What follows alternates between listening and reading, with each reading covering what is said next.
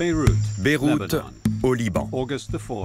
Le 4 août 2020 est une journée étouffante dans cette ancestrale ville méditerranéenne de 2,2 millions d'habitants. La nation subit sa pire crise depuis la fin de la longue guerre civile qu'elle a connue entre 1975 et 1990. En l'absence de réformes économiques de la part du nouveau gouvernement, la livre libanaise s'effondre et les denrées périssables disparaissent des rayons des magasins, tandis que la pandémie de la Covid-19 se répand dans le pays.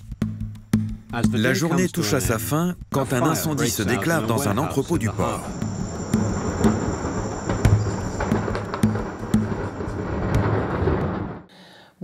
Nous avons littéralement vu la première explosion dans cette direction. Et j'ai vu la fumée arriver sur nous très rapidement. Et j'ai su que cela annonçait quelque chose de pire. J'ai vécu la guerre au Liban et ce son était différent. Ma première réaction a donc été de bondir pour essayer de me cacher.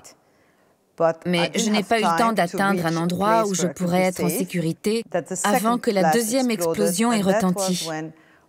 Et c'est là que tout le verre nous a atteints. Je ne sais pas, comme des balles, mais de verre. Ce qui est drôle, c'est que je ne portais pas de lunettes, comme d'habitude. Alors la blessure de ce côté était comme ça. Elle arrivait ici et était assez profonde. Et elle a touché l'œil. L'œil était complètement sorti, apparemment. Alors ils ont dû le remettre en place.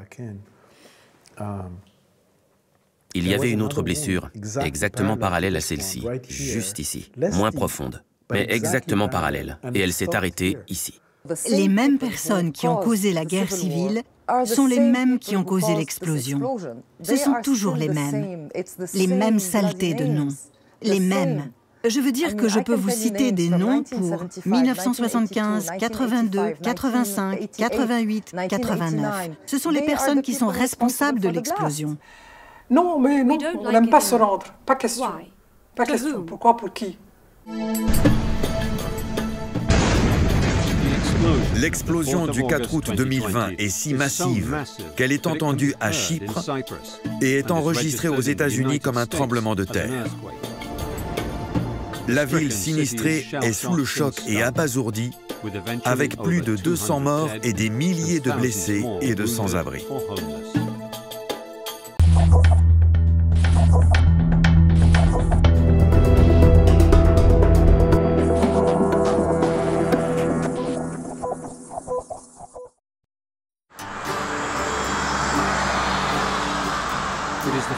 En ce 4 août 2020,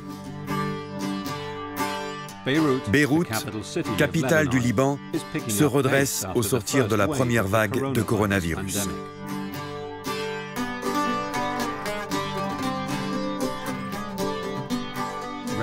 Les habitants et les entreprises de la zone autour du port entendent le bruit de l'incendie et de la première explosion.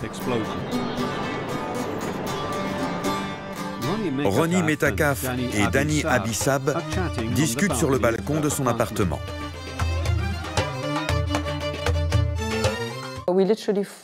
Nous avons littéralement vu la première explosion dans cette direction. Et j'ai vu la fumée arriver sur nous très rapidement. Et j'ai su que cela annonçait quelque chose de pire. Je me tenais un peu à l'écart de lui et je l'ai attrapé par la chemise en lui disant « Il faut rentrer à l'intérieur ». Et je me suis retournée en pensant qu'il me suivait.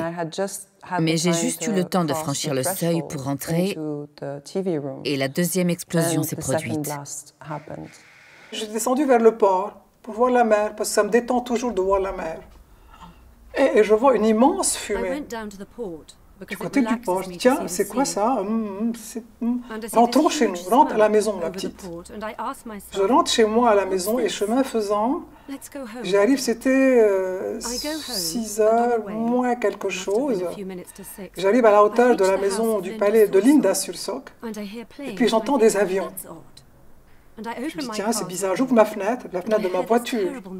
Et j'entends un bruit épouvantable et ma voiture s'est mise à aller dans tous les sens.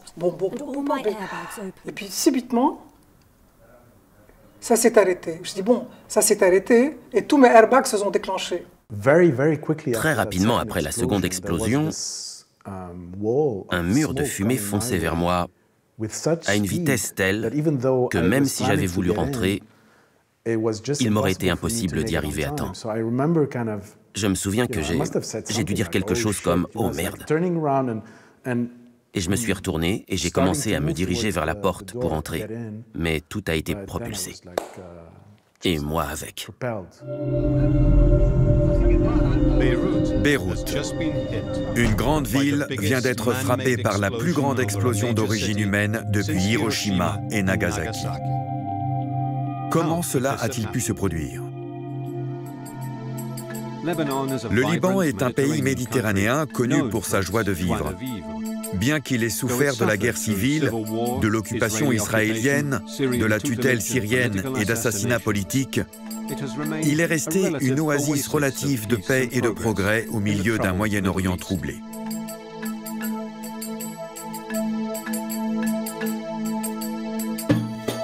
Pourtant, un an avant l'explosion meurtrière, une crise financière due à un manque de liquidité et à un défaut de paiement de la dette souveraine a fait plonger son économie.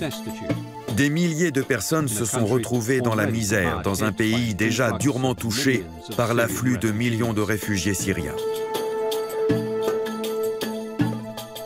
La population a réagi et le gouvernement est tombé.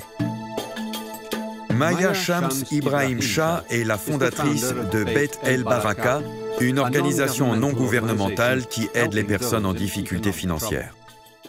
De nombreuses écoles ont été détruites. De nombreux parents ont perdu leur emploi. Nous sommes confrontés à une récession économique très grave. Un énorme système de Ponzi s'est malheureusement développé au sein de la Banque centrale.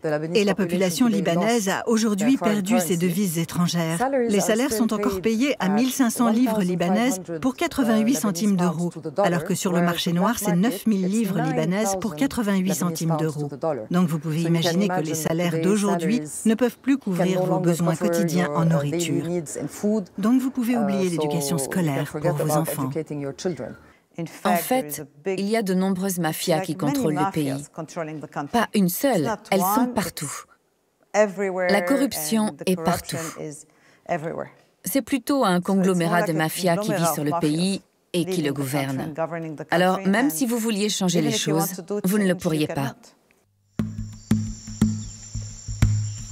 Voici le port de Beyrouth, le port le plus actif de toute la Méditerranée orientale, la porte d'entrée du Moyen-Orient. L'année précédant l'explosion, il traitait annuellement 1,2 million de conteneurs standards. Comme beaucoup de ports, c'est aussi une plaque tournante du commerce illégal et de la corruption.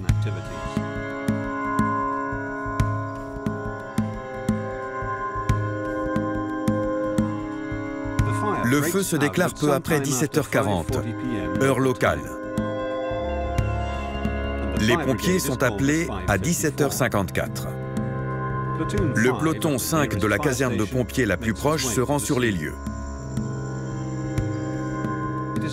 Il est dirigé par Charbel Karam et comprend non seulement son beau-frère, mais aussi Sahar Fares, une ambulancière de 27 ans qui devait se marier en 2021. Gilbert Karan était le fiancé de Sahar. Si vous voyez Sahar dans son uniforme, vous verrez qu'elle est délicate, un ange. Et c'était un ange descendu sur terre, même quand elle portait sa tenue de travail. Elle avait le courage de 100 hommes. Sahar a suivi un cours de formation qui est l'un des plus difficiles qui existent. Comme je l'ai déjà dit, elle était plus courageuse que moi. Elle n'avait peur de rien. Il y a des vidéos de son régiment qui les montrent en train d'être soulevés par des treuils. Et elle ne semble pas le moins du monde effrayée. Sur ces images, nous voyons ce que les pompiers du peloton 5 voient alors dans les derniers moments de leur vie. Sur cette photo, nous les voyons qui tentent désespérément de pénétrer dans l'entrepôt, déjà englouti par la fumée et les flammes.